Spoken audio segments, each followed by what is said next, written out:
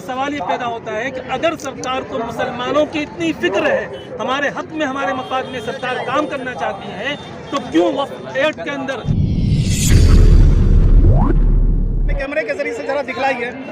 ہم اپنے ناظرین شائقین اور سبسکرائبر کو دکھلانا چاہتے ہیں کہ یہاں کتنی بڑی تعداد ہے۔ گویا کہ ہمارے خیال سے یہ تاریخ پہلی تاریخ ہے کہ ہوائی اڈہ مدھوبنی جو ہے اتنی بڑی تعداد میں یہاں موجود ہو گیا، اور یہ موجود ہونا اس بات کی ثبوت ہے کہ مسلمانوں کے اندر بیداریت۔ سب سے پہلے آپ اپنا تعارف پیش کریں گے۔ میرا نام مفتی شاہنوار رضوان قاسمی اس کالے قانون کے خلاف احتجاج درج کروانے کے لیے آیا ہوا ہے۔ ابھی سرکار نے جو وقف بل پیش کیا ہے اور ایک بن چکا ہے، اس کا بنیادی مقصد یہ ہے کہ کسی طرح مسلمانوں کے پاس جو زمین ہے، ہمارے مراکز ہیں، دینی درسگاہیں، خانقاہیں، مکاتب ہیں اور مدارس ہیں، یہ زمینیں کسی طرح سے یہ ہڑپ لیں، یہ ان کا بنیادی مقصد ہے۔ اگرچہ یہ ہمارے مسلمانوں کے سامنے میڈیا میں اور اسی طرح سے یہ پروپیگنڈا پھیلا رہے ہیں کہ ہم غریب اور پسماندہ مسلمانوں کے مفاد میں کام کر رہے ہیں۔ یہاں پر سوال یہ پیدا ہوتا ہے کہ اگر سرکار کو مسلمانوں کی اتنی فکر ہے، ہمارے حق میں ہمارے مفاد میں سرکار کام کرنا چاہتی ہے، تو کیوں وقف ایکٹ کے اندر جو پہلے جزیات تھے انہیں کمزور کیوں کیا گیا؟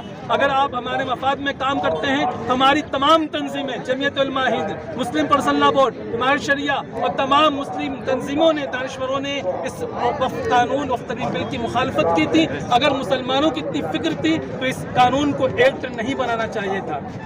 گویا کہ یہ ایکٹ کے ذریعے سے مسلمانوں کے ایمان پہ، اسلام پہ اور اس کے عقیدے پہ حملہ ہو رہا ہے۔ جی بالکل، آپ نے درست کہا۔ اس وقف ایکٹ کے ذریعے سے ہمارے ایمان، عقیدے اور ہماری زندگی گزارنے کے لیے جو چیزیں ضروری ہیں، ہماری زندگی کو تنگ کرنے کا ذریعہ بنایا جا رہا ہے۔ ہم رہے ہندوستان میں، ہم ہندوستانی یہاں پیدا ہوئے، مرنے کے بعد زمین کے دو ٹکڑے کے محتاج ہو جائیں، ہم اپنی تعلیم کے لیے زمین کے محتاج ہو جائیں، اور ہماری زمین ہے جو صدیوں سے اب جہاں ہمارے دینی درسگاہ قائم ہے، مکاتب ہیں، خانقاہیں ہیں، جو زمینیں ہمارے پاس ہیں اور اس زمینوں کا مالکانہ حق بھی ہمارا ہے، لیکن چونکہ سرکار کو معلوم ہے کہ آزادی سے پہلے رجسٹریشن کا نظام نہیں تھا، آزادی کے بعد یہ نظام متعارف کروایا گیا ہے، اور آزادی سے پہلے جو زمینیں ہیں وہ وقف بائیزر کے تحت چلی آ رہی ہے۔ سرکار نے وقف بائیزر کو ختم کر کے منٹوں کے اندر ہی سینکڑوں نہیں بلکہ کروڑوں ایکڑ زمین کو ہڑپنے کا ناپاک منصوبہ بنایا ہے۔ سرکار کو معلوم ہونا چاہیے ہندوستان کا مسلمان امن پسند ہے، قانون کو ماننے والا ہے،